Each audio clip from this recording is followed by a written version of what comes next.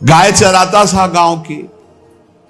तो एक दिन और गोपाल जो गाय चराने वाले थे उन्होंने कहा, यार कभी तो कथा सुन लो, रात दिन पशुओं के पीछे घूमते हो, पशु बुद्धि, कभी तो कथा सुन लो। तो एक दिन सोचा दोपहर के भोजन गांव में पाएंगे जाके अपने घर में, और कथा हो रही वहीं से निकल लेंगे, जो सुन लेंगे तो सुन लेंगे। खड़े खड़े वहां चर्चा चल रही थी, जिसने मनुष्य जन्म लेकर के गुरु मंत्र नहीं लिया और नाम जब भगवान का नहीं किया, उसका जीवन मुर्दा, व्यर्थ जीवन। चला गया सुन के, और बार बार वही दिमाग में कि पंडित जी कह रहे थे गुरु मंत्र नहीं लिया और नाम जप नहीं किया तो मुर्दा जीवन। जिन हरि भगत हृदय नहीं आनी, जीवित सौ समानते प्राणी। दूसरे दिन फिर गया, कहा पंडित जी आपने कल कथा में कहा था गुरु मंत्र ले लेना चाहिए, नहीं तो जीवन मुर्दा हो जाता है, बेकार जीवन रहता है। तो देव गुरु मंत्र आप है, और तो हम किसी को जानते नहीं। देखा फटा पुराना कपड़ा, डंडा लिए एक चरवाहा। उनका ऐसे थोड़ी कि तुरंत गुरु मंत्र दे दिया जाता है। आखिरी दिन कथा के मिलना फिर दे देंगे, टाल दिया। अब वो आखिरी दिन कथा के तो दिन चढ़ावा चढ़ रहा था, तो पंडित जी ने कहा जब चलें तब ले लेना गुरु मंत्र, टाल दिया। अब वो जब आखिरी दिन के बाद, वो तो उस समय घोड़े पे बैठ सब सामान लाद के पंडित जी चलते थे, वो तो सब सामान लाद के चलने लगे। हो तो पीछे पंडित जी आप जो कह रहे थे कि गुरु मंत्र देंगे, आप गुरु मंत्र दे दीजिए। पंडित जी रबड़ी पवाई गई थी, घोड़े से उतरे, घोड़ा एक भगत के यहां खड़ा किया और लोटा लिया और भागे, क्योंकि सोच लगी थी। अब वो भगत किसान आदमी, गांव का गंवार आदमी पीछे लगे, पंडित जी अरे गुरु मंत्र दे दो, कितने दिन से टहला रहे हो आप। अरे उनका मतलब सोच का पैसा, तू गुरु मंत्र की बात कर। अब वो पीछे लगा कि अब हम नहीं जाने वाले, आपने सब सामान लाद ली थी, भगवान की कृपा कहो कि आपको सोच लगी आई, नहीं तो आप हमको तो गुरु मंत्र ही नहीं देते, हम आपको नाम पर विश्वास की बात। पंडित जी तो दात गपोचन, जय गुरुदेव की, जय गुरु। वो दबकाए है दात गपोचन, मतलब एकदम मूर्ख आदमी, तो सोच तो।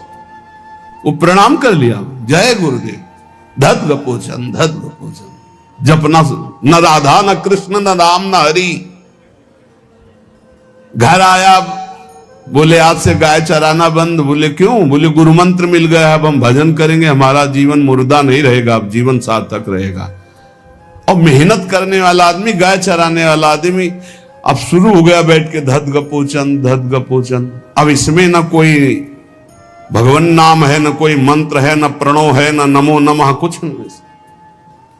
गांव के लोग, घर के लोग बोले कि यार 50 गाय चराता था, पता नहीं कौन सा हम लोगों का पाप उदय हुआ कि कह दिया कि कथा सुन लेना। अब वो गाय चराना भी छोड़ दिया, अब गपोचन शुरू हो गया। अब उसकी ऐसी लगन लगी, सहज सरल भोले जो होते हैं ना, हरिवंश महाप्रभु कह रहे हैं, मुनि मन ध्यान धरत नहीं पावत, करत विनोद संग बालक भट, दास अनन्य भजन रस कारण, जैसे हित हरिवंश प्रगट लीलान। लालजू महाराज बड़े बड़े मुनियों के ध्यान में नहीं आने वाले, बड़े विनोदी। रुक्मिणी जी से कहा तैयार हो, भगत के दर्शन करने चलना है। रुक्मिणी जी ने कहा बहुत दिनों बाद आज आपको किसी भक्ति की याद आई, प्रभु जरूर कोई महाभागवत होगा, हम चलते हैं। बोले बहुत विचित्र महाभागवत। चले, साधारण वेश में चलना है। जब गांव में गए, उस भगवान तो सर्वज्ञ ही है, उसके घर के दरवाजे में बैठ गए और रुक्मिणी जी से कहा कि पहले तुम मिल के आओ भगत के, फिर हम मिलेंगे। रुक्मिणी जी ने कहा हाँ ये उत्तम बात है, पहले हम उनको दर्शन दे के और दर्शन करके आती है। तो आंख मूंदे ऐसे, न खाना न पीना, धत गपोचन। रुक्मिणी जी ने कहा ये कौन सा नाम भगवान का, न विष्णु शास्त्र नाम में है, न गोपाल शास्त्र नाम में है, और कहीं हमने पढ़ा नहीं। ये कौन सा भजन कर रहा है? कहे किसका भजन कर रहे हो? चुप रहा। फिर किसका भजन कर? 2-3 बार तो गुस्सा के आंख खोला, देखा कोई स्त्री, तो बोले तुम्हारे खसम का भजन कर रहे हैं। और किसका कर रहे हैं? वो रुक्मिणी जी आ गई, बोले बहुत जानकार भगत है। प्रभु द्वारिकाधीश से कहा बहुत जानकार भगत है। बोले क्यों? बोले हमने कहा कि किसका भजन कर रहे हो, देखो हम इतना छुप के गई थी लेकिन वो पहचान गए, वो कह रहे तुम्हारे खसम का भजन कर रहे थे। अब भगवान ने कहा हाँ तभी तो हम आए भगत जोड़कर। बोले प्रभु आप दर्शन बाद में करना, जाके पहले हमारा प्रश्न बता दो, प्रश्न का उत्तर दे दो कि आपके विष्णु सहस्त्र नाम, गोपाल सहस्त्र नाम, बहुत से नाम हैं, ये नाम तो हमने कभी नहीं सुना। भगवान ने कहा ये नाम हमको तो बहुत प्यारा है। बोले आपको कब, मतलब ये कब कैसे नाम रखा गया? बोले बहुत प्यारा है, हमारा ब्रज का रखा हुआ नाम है, ब्रज में मैया ने रखा था। कैसे रखा था? बोले एक दिन मैं माखन चोरी कर रहा था, सखा के कांधे पर खड़ा हुआ, ऊपर माट में हाथ डालकर मक्खन पूरा ऐसे खाता जाता, सखा को पवाता जाता। इतने में मैया और गोपी जन आ गई। एक कन्हैया ये क्या कर रहा है? अब हमने देखा कि फंस गए। हमने कहा कि मैया हमें बहुत भूख लगी थी और देखा कि इसमें चींटी चढ़ी हुई है, तो हम चींटी निकाल रहे थे। तो बोले चींटी कैसे निकाल रहे थे? यहां पूरा हाथ सना हुआ है तुम्हारा चींटी। बोले अरे भैया तू बावरी, जब चींटी को ऐसे निकालने करते वो अंदर चली जाती तो खबो खबो के निकाला, इसलिए ऐसा इतना हाथ हो। बोले यहां मुंह में भी जब तुम्हारे मक्खन लगा, एक मक्खी बार बार उड़ रही थी तो हम ऐसे मारा तो पूरा मुंह में मक्खन लगा। मैया ने कहा धत गपोचर। बोले ये उस समय का नाम रखा हुआ है, मेरा बाल गोविंद में जब मैया ने रखा था मक्खन चोरी के समय उस।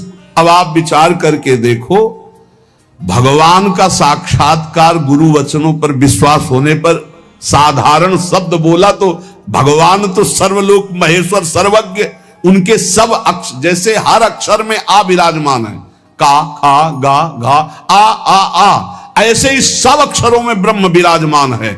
फिर राधा नाम तो स्वयं हरि जपते हैं और राधा नाम तो परम प्रेम में है और बड़ा गुही है। विश्वास करके जब वो धदगपोचंद जपा तो रुक्मिणी और द्वारिकाधीश भगवान दर्शन देने आ गए, और तुम विश्वास करके राधा राधा जपोगे तुम्हें नहीं प्राप्त हो जाएगा? अरे यही राधा स्वयं भगवान हरि जपते हैं। इसलिए पहला जीवन का चरम लक्ष्य भगवत प्रेम, भगवत प्राप्ति। दूसरा, हमारी बुद्धि केवल विचार करे तो श्यामा श्याम के ही विषय में, किसी व्यक्ति वस्तु स्थान का अगर हमारा चिंतन हो रहा, संबंध हो रहा, तो श्यामा श्याम के संबंध से हो। जैसे गोस्वामी तुलसीदास जी कहते, नाते नेह राम के मनियत सुहृद सुसेव्य जहालो। अगर ऐसा नहीं तो फिर हर वस्तु व्यक्ति स्थान में एक आसक्ति है, वो बांध लेगी, आप श्यामा श्याम तक नहीं पहुंच पाएंगे। इसलिए बुद्धि का जरूरी है प्रिया प्रीतम में स्थित होना। अगर बुद्धि ये निश्चय कर ले कि परम सुख स्वरूप श्यामा श्याम ही हमारे हैं, हम श्यामा श्याम के हैं, सुख है तो श्यामा श्याम के नाम में, रूप में, लीला में, धाम में। अभी आपने सुना आनंद का तारतम्य। तीसरा, जो गुरुदेव ने नाम दिया है इससे बढ़कर महत्व किसी नाम में नहीं होना चाहिए। किसी की निंदा नहीं, सब नाम हमारे प्रभु के हैं, पर हमारे लिए सर्वश्रेष्ठ नाम हो गया जो गुरु ने दिया है, जो मंत्र दिया, जो नाम दिया। एक एकांतिक में आए और बोले हम कुछ 2-4-6 महीने से हम आपके शिष्य हैं, मंत्र ले लिया है। स्वप्न में एक महात्मा आए और उन्होंने हमको और मंत्र दिया है, तो अब तो हम समस्या में फंस गए कि आपका दिया गुरु मंत्र जपें या स्वप्न में कोई और महात्मा आए थे उनका दिया जपें, क्या करना चाहिए? हमने कहा तस्मात् शास्त्रम प्रमाणम। जब सप्त ऋषि जी आए, स्वप्न में नहीं, सीधे साक्षात आए पार्वती जी के पास और कहा ये किसके लिए तपस्या कर रहे हो? महादेव जी के लिए। महादेव जी में क्या है, चलो हम तुम्हें भगवान नारायण को पति रूप में, भगवान विष्णु वैकुंठाधिपति, अपार वैभव, उनको। तो जो माता जी ने बात कही पार्वती मैया ने, वही बात पकड़नी है। उन्होंने कहा तजऊ न नारद कर उपदेशु, आप कहें सतबार महेशु। सप्तऋषियों, अपने गुरुदेव नारद जी के उपदेश का मैं कभी त्याग नहीं कर सकती, चाहे स्वयं इष्ट देव भगवान शंकर आकर सैकड़ों बार कहें तो भी। तजऊ न नारद कर उपदेशु, आप कहें सत बार महेशु। कोटि जन्म लगी रगर हमारी, बरों संभुनता रहूं कुंवारी। करोड़ जन्म लूंगी, हर बार अपने गुरुदेव के दिए हुए मंत्र का अनुष्ठान करूंगी और देवाधिदेव महादेव को पति रूप में वरण करूंगी, अन्यथा कुंवारी रहूंगी। बहुत सी कन्याएं और बहुत से वर हैं, आपको ब्याह कराने का शौक है तो आप जाइए, लेकिन मैं पर्वत से प्रकट हुई हूं, हिमालय से, मैं अडिग हूं अपने गुरुदेव के वचन में। तो यहां कह रहे चौथा, समस्त इंद्रियां भोग विलास के लिए लालायित रहती हैं, सबकी। अब इनको भोग देना भी है, बिना भोग के, बिना विषय के जीवित नहीं रह सकते। शरीर चलाना है, सेवा धर्म पूर्ति करनी है, पानी पीना भी विषय है, अन्न पाना भी विषय है, देखना भी विषय है, सुनना भी विषय है, सब विषय के अंतर्गत आता है। तो यहां अपनी इंद्रियों से जो विषय ग्रहण करना है वो भागवतिक करना है। जैसे हमें पानी पीना है तो प्रभु को अर्पित करके राधा वल्लभ लाल की जय, और फिर भावना करो हृदय में प्रभु विराजमान है, जलपान करो। भोजन भोग अर्पित किया, भगवत स्वरूप प्रसाद, हम प्रसाद पा रहे हैं। वस्त्र प्रसादी, सुनना भगवत विषय, देखना भगवत भाव, बोलना भगवत संबंध से। हर इंद्रियों के विषय को हमें भगवत संबंध से युक्त कर लेना है। यदि भगवत प्राप्ति करनी है, भगवत प्रेम प्राप्त करना है, तो पहला चरम लक्ष्य, मुझे इसी जन्म में भगवत प्राप्ति करनी, भगवत प्रेम प्राप्त करना है। दूसरा, बुद्धि का पूर्ण समर्पण अपने आराध्य देव श्यामा श्याम में। तीसरा, गुरु प्रदत्त नाम रूप लीला गुण सेवा उपासना सांगोपांग गुरु प्रदत्त। चौथा, समस्त इंद्रियां भगवत संबंध से युक्त। पांचवा, जीव का चिंतन प्रत्येक क्षण पदार्थ, व्यक्ति, परिस्थिति, विचार भोगों के, क्रियाओं के, संबंधियों के, जहां जहां जाए वहां से हटाकर अपने लक्ष्य श्यामा श्याम में लगाओ, या जहां जहां जाए वहां प्रिया प्रीतम की भावना करो। जीवन का प्रत्येक पल किसी व्यक्ति के विचार में, वस्तु के विचार में, स्थान के विचार में, भोग विचार में, जहां जहां जाए वहां से हटाकर श्यामा श्याम में लगाओ, या जहां जहां जाए वहां श्यामा श्याम को देखो। बहुत सुख मिलता है, अपार सुख मिलता है।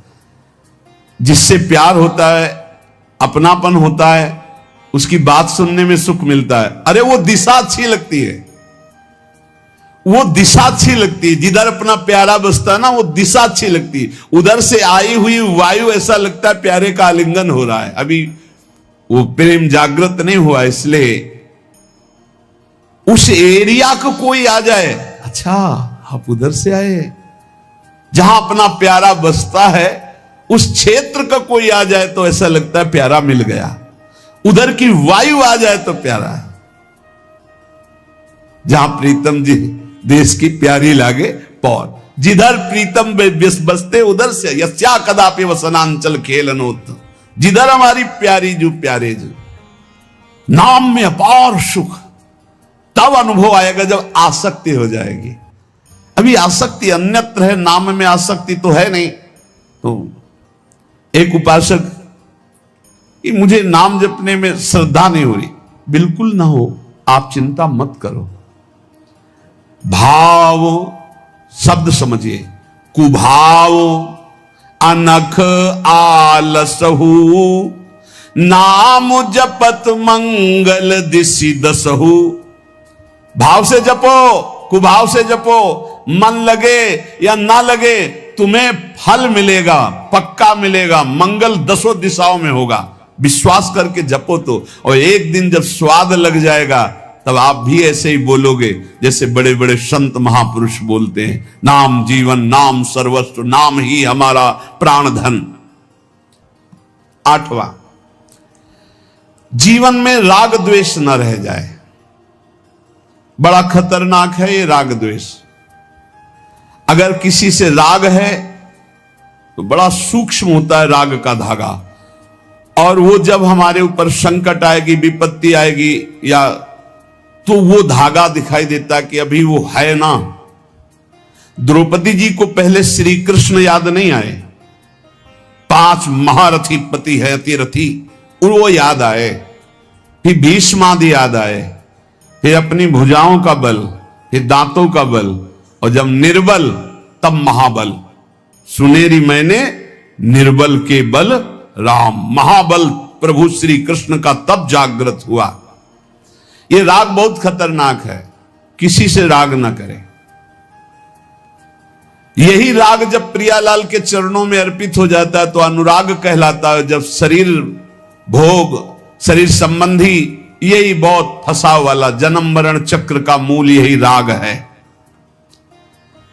और जब इसमें बाधा पड़ती तो द्वेष हो जाता है। द्वेष बहुत खतरनाक है। भजन कर रहे हैं, कई वर्ष पहले किसी ने कुछ कहा, याद आ गया और जलने लगा हृदय, उसकी पूरी सामने झांकी है।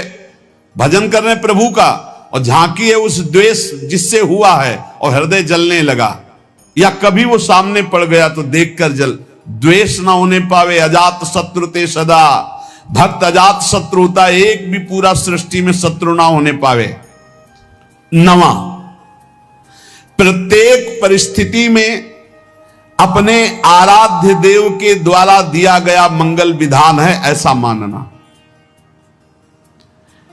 एक बार हमने सुना था, उस समय किडनी का रोग प्रकाशित नहीं हुआ था, कि असाध्य रोग भगवान की विशेष कृपा से प्राप्त होता है। तो साधन पर उस समय जोर था, तो डर लगा कि असाध्य रोग कृपा कैसे हो सकती है, ना साधन में बैठ सकते हैं, पीड़ा रहती होगी तो भजन भी नहीं हो सकता, तो ये कृपा कैसे हो सकती है असाध्य रोग। लेकिन सच्ची आपसे कहते हैं, साधना हो रही थी भगवत मार्ग में जैसा कुछ, लेकिन शरणागति में कमी थी, क्योंकि साधन पक्ष में विश्वास बहुत जोर का था। शास्त्र प्रमाणित साधन के बल से भगवत प्राप्ति पर विश्वास हमें था। कृपा शब्द का हमारा कोई परिचय नहीं था, कृपा शब्द से हमारा कोई परिचय नहीं था। पक्का समझ लीजिए, क्या कृपा शब्द, ये तो शब्द ही नहीं था, बस साधन शब्द से परिचय था। अपनी इंद्रियों को बस में करो, मन का निग्रह करो और भगवान का निरंतर भजन करके परम पद प्राप्त करो। हर समय अपने साधन में लगे रहो। जब किडनी फेल हुई, साधन शब्द हटा, अब हाहाकार मच गया अहंकार में। अब क्या, फिर जो अहंकार शरणागत हुआ, फिर बात बन गई जो करोड़ों जन्मों की साधना से नहीं बनती, वो इस असाध्य रोग ने काम बना दिया। कह रहे हैं कि प्रत्येक परिस्थिति में पूर्ण कृपा, पूर्ण मंगल विधान देखना, ये 9वां सूत्र है। जैसी भी परिस्थिति आवे, चाहे जितना विकराल रूप लेकर के आ जाए परिस्थिति, कृपा ही कृपा, कृपा ही कृपा, सच्ची मानना, परिणाम में देखना बड़ा मंगल और बड़ी कृपा होगी। 10वां, प्रेम प्राप्ति के मार्ग के पथिक का जीवन बड़ा विनयमय, बड़ा विनम्र, बड़ा संयमी, सदाचारपूर्ण, त्यागमय और शांत सुख स्वरूप, प्रेमी महात्मा का ये स्वरूप। बड़ा विनम्र जीवन, बड़ा विनयमय जीवन, बड़ा संयमित जीवन, सदाचारपूर्ण और त्याग रूप। त्याग की चेष्टा नहीं हो, त्याग रूप ही है। प्रभु के सिवा उसे कुछ अच्छा नहीं लगता। कुटुम देहते जाए छूट सब ही विधि ना तो। और अद्भुत शांति, अद्भुत शांति, कोई भी द्वंद आ जाए उसे अशांत नहीं कर सकता। 11वां, श्री राधा माधव के नित्य नूतन परमानंद प्रदान करने वाले पदों का गायन, उनकी सेवा, उनके प्रेमी जनों के दर्शन संभाषण, तब ऐसे प्रेमानंद की तरंगे हृदय में उछलती रहती है जिससे लीला रस में उसका प्रवेश हो जाता है, तब उसका लीला रस में प्रवेश हो जाता है। इसलिए अपने जीवन को महाप्रेम में बनाने के लिए जो आप सत्संग में श्रवण करते हैं, ये बड़े सौभाग्य से श्रवण कथन का हमें प्रभु ने अवसर दिया है। हम इसे व्यर्थ न जाने दें, बार बार मनन करो। देखो भगवान की इतनी कृपा हो गई, ये यंत्र मोबाइल आदि जो है अगर इनका सही प्रयोग करे तो ये बहुत सहायक है। एक बार सत्संग हो गया, जो पकड़ पाए नहीं, हम 10 बार सुनेंगे तब तो हम पकड़ लेंगे ना। तो 10 बार कैसे सुनते? अगर ये मोबाइल ना होते, ये यंत्र ना होते तो हम कैसे सुनते? बड़ी कृपा भगवान ने की। जैसे जैसे कलयुग हमारी स्मृति का अपहरण कर रहा है, तो भगवान के द्वारा प्रेरित होकर विज्ञान भी वैसी सहायता कर रहा है कि एक बार का सत्संग हमें पकड़ में नहीं आया तो हम 10 बार मोबाइल से सुन सकते हैं। बस हर चीज में गुण दोष है, तो मोबाइल के दोष को स्वीकार न करे। प्रपंच देखना, गंदी बातें देखना सुनना अगर शुरू कर दो तो दिन भर ही उसी में लग जाएगा। मतलब की बात देखो, संत महापुरुषों के सत्संग को सुनो और उसका मनन करो, उसको अपने आचरण में उतारो और एक क्षण भी नाम से विलग न रहो, जीवन का परम लाभ। शेष चर्चा आगे। श्री राधा वल्लभ लाल। जो भगवत चर्चा सुनता रहता है रोज, तो सर्वसंगोपहो हिमाम, सत्संगहा सर्वसंगोपहो हिमाम। सत्संग आपको सब संगों से अलग करके भगवत अनुरागी बना ही देगा। कौन ऐसा है जो प्रभु की चर्चा सुनते सुनते अघा जाए? नारद आदि महात्मागण, बड़े बड़े साधु जन जिनका सदैव यश गान करते रहते हैं, अहोभाग्य है उन मनुष्य शरीरधारियों का जो अपने कर्ण रंध्रों से भगवत चर्चा सुनते रहते हैं। उनका संसार चक्र में डालने वाला ये विकार, घर गृहस्थी की आसक्ति, ये उसे अब अगला जन्म नहीं करने देगी। घर गृहस्थी की आसक्ति, ये काम क्रोध लोभ मोह आदि, उसको अगला जन्म नहीं दे सकते जिनके कानों में रोज भगवत चर्चा पड़ती है और वो भगवत चर्चा सुनते हुए कभी अघाते नहीं। 84 लाख योनियां हैं कर्मानुसार। इन 84 लाख योनियों में जीव भ्रमित होता है। इस योनि में एक एक योनि लाख लाख प्रकार की है। एक योनि लाख लाख प्रकार की है। अब जैसे रेंगने वाली योनि, अब रेंगने वाले में कितने प्रकार के जीव हैं? सांप हैं, खन खजूर हैं, केचुआ, कितने प्रकार के जीव हैं रेंगने वाले में। एक है जलचर, अब जल में कितने प्रकार के जीव हैं। वायु में उड़ने वाले कितने प्रकार के जीव हैं। एक एक योनि में लाख लाख योनियां, उन लाख लाख योनियों में कई कई बार जन्म। अरे बड़ा प्रपंच है, बड़ा दुर्गति है जीवों की।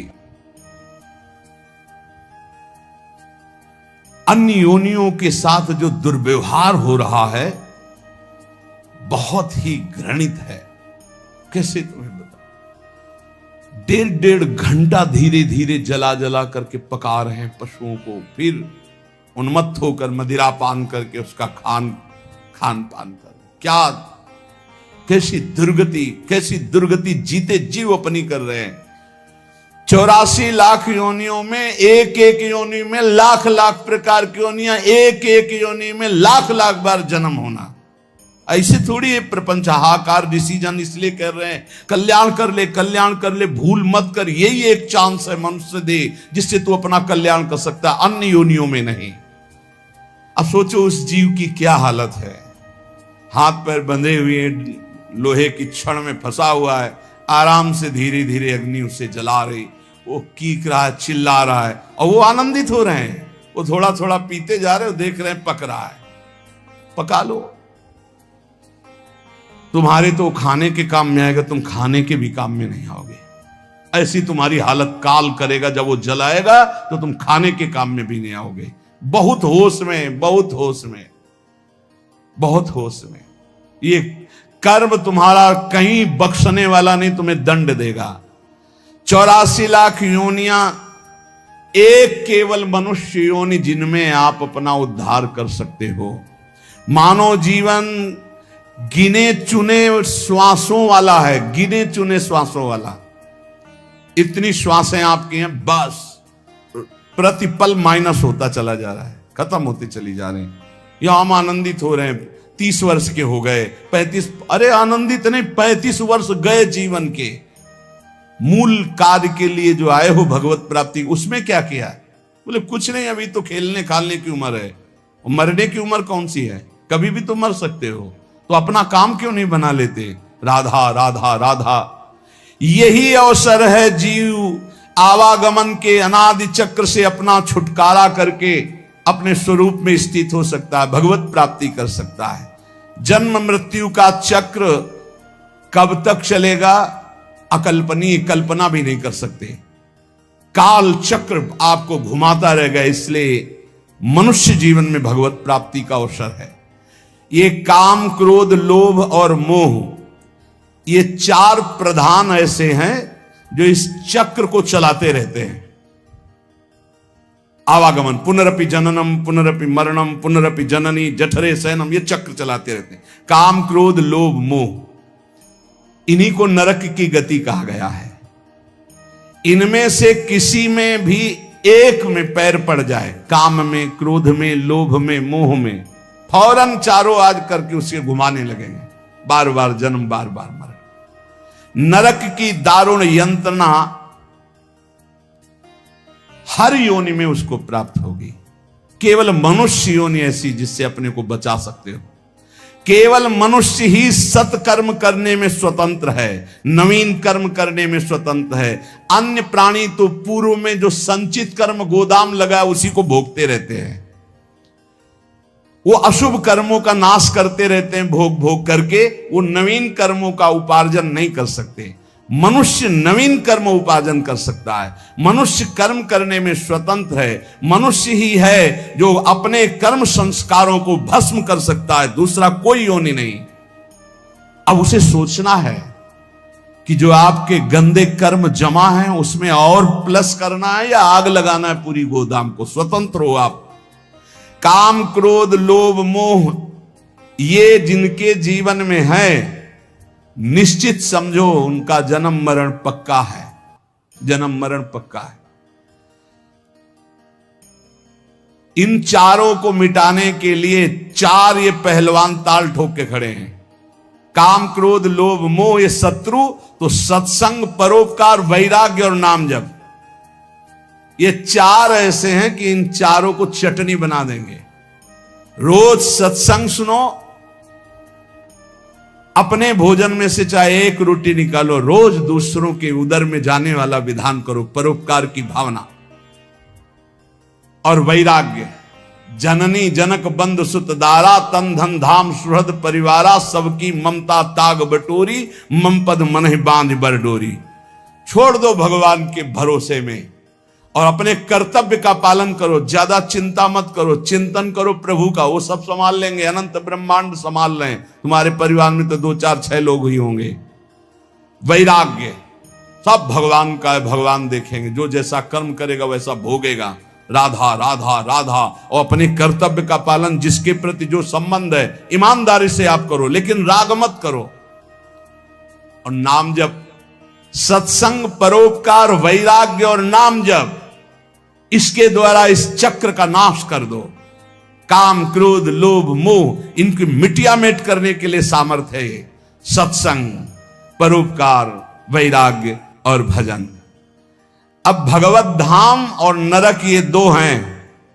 चयन करो तुम्हें कहां जाना है। अगर काम, क्रोध, लोभ, मोह, तो त्रिविधम नरकस्येदम द्वारम नाशन मात्मना कामा क्रोधा तथा लोभा। और यदि सत्संग, परोपकार, वैराग्य, भजन, तो भगवत धाम। ये दो गतियां हैं। उपासक देख लो, अगर भगवत धाम जाना है तो इन चार बातों को छोड़ना होगा। काम, क्रोध, लोभ, मोह, चार बातों को पकड़ना होगा। रोज सत्संग, रोज परोपकार, और सबसे अंदर से वैराग्य और खूब नाम जप। इसी के द्वारा भगवत प्राप्ति होती है। तीर्थपाद भगवान श्री हरि के जो गुणानुवाद लीला कथा है, जब कथा सुनते सुनते कथा में स्वाद आने लगे, एक एक शब्द बहुत गंभीर, आनंददायक लगने लगे, तब समझ लेना चाहिए कि अब